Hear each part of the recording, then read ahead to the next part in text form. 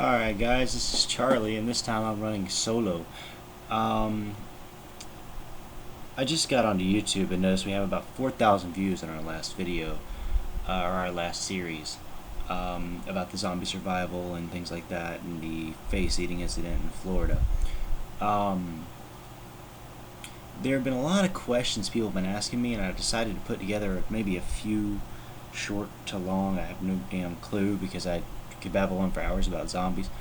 Um, a few short videos detailing some information because I've been getting asked a lot of questions, and I'm going to take all my information straight from the Zombie Survival Guide, which is by Max Brooks.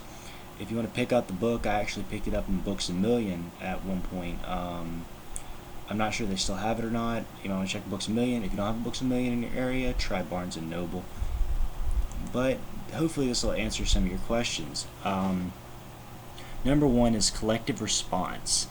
As with any other type of combat, undead warfare should never be a solo mission.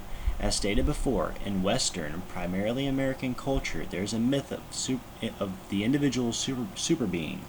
One man or woman, well armed and highly skilled, with nerves of steel, can conquer the world. In truth, anyone believing this should simply strip naked, holler for the undead, then lay down on a silver platter. Not only will going it alone get you killed, it may also create one more zombie. Working together, always together, has shown to be the only successful strategy for annihilating an undead army. Number two is keep discipline. If you take nothing else from this chapter, if correct armament, equipment, communication, and tactics seem a silly waste of time, if only one tool goes with you into the battlefield against the living dead, let it be strict, unwavering, unquestionable discipline. A self-controlled group, regardless of numbers, can inflict infinitely more damage on an undead enemy than any well-armed mob. Since this book is written for civilians, not military personnel, discipline of this caliber is difficult to come by. When selecting your team, make sure that the men and women under your command understand your instructions. Use clear, concise language. Do not resort to military or other coded jargon unless your team are all familiar with its meaning. Make sure there is one leader, acknowledged and respected by the entire group. Make sure there are no personal differences, or at very least that they are left far behind.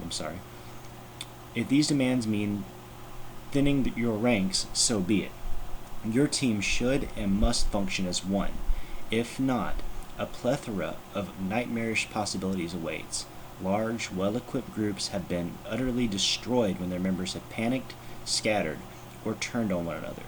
Forget what you've seen in the movies about loose bandits of locals, beer and shotguns in hand, protecting humanity from the zombie menace. In real life, such a gaggle would be a little more than a gun-toting buffet. Be alert. Maybe you're elated from a successful fight. Maybe you're tired from days without sleep. Maybe hours upon hours of fruitless searching have left you mind-numbingly bored. For whatever reason, never let your guard down. The undead could be anywhere. Their sounds muffled, their signs ignored. No matter how safe the area seems, be alert, be alert, be alert. Number 4. Use guides. Not every battle will occur on home turf. Before entering an unfamiliar area to you or your group, recruit someone with local knowledge. He or she can point out all the hiding places, all the obstacles, all the escape routes, and so on. Groups without guides have been known to accidentally trigger disasters by failing to know that a gas main was within their firing line, or that toxic chemicals were stored in the building they had set ablaze. Successful armies throughout history have always employed locals from the territory they sought to conquer. Armies that have entered blind have usually met with defeat. Number 5. Have a base, have support. A team should never go into battle without having an established safe zone. This area should be well outside the target area. It should be manned by a support group with all the necessary facilities to keep you fighting. It should be easily defendable should the tide of battle turn. Fortress, hospital, supply dump, combat information center, all of these should spring to mind when you order your group to return to base. Use daylight.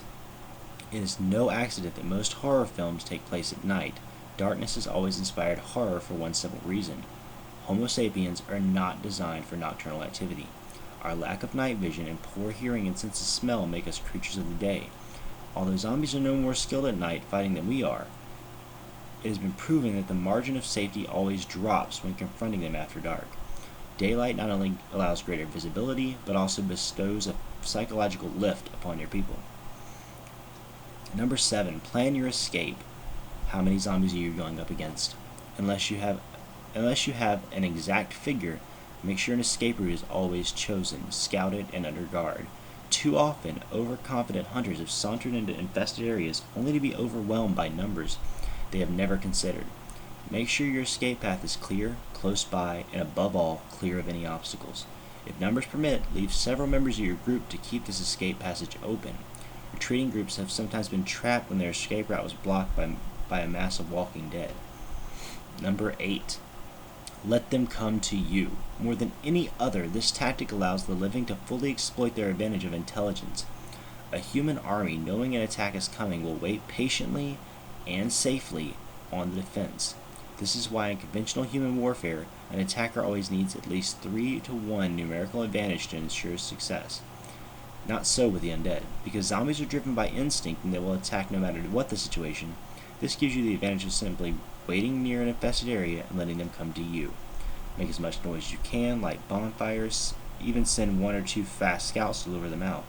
When the dead come, you will be in position of aggressive defense, ready to kill the majority before going in to mop up. Because this tactic has been proven the most effective, different examples of its execution will be discussed later. Number 9. Knock. Before entering a room, locked or otherwise, always listen for activity inside. A zombie could be on the other side of the door, docile, quiet, ready to move at the first sign of prey. How is this possible? Maybe the bitten humans succumbed behind their locked doors. Maybe they were put there by other uninformed humans who believed they were protecting their loved ones. For whatever reasons, the chances of this scenario are at least 1 in 7. If at first you hear nothing, make some noise. This will either galvanize any silent ghouls or confirm that the room is empty. No matter what, be on your guard. Number 10, and the last one for this video, be thorough. In the early stages of an outbreak, people tend to capture, not kill, zombies. They have known in mortal life. When the captors have either fled or been devoured, restrained zombies may remain for years, able to repeat the cycle if released. After an area has been swept for ghouls, sweep it again, then sweep it again. Zombies could be anywhere, in sewers, in attics, basement cars, air ducts, crawl spaces, even inside walls or under mounds of debris. Pay particular attention to bodies of water. Zombies wandering at the bottom of lakes, rivers, even reservoirs have been known to surface well after an area has been declared safe. Follow the instructions later in this chapter for proper aquatic search and destroy, which we will go over that later on. And that'll be it for this brief video, 8 minutes so far. And I will continue, I'll make another video, and of course I'll continue to give you more information as related to the issues that people have been asking me and the questions people have been asking me. Alright guys, until the next video.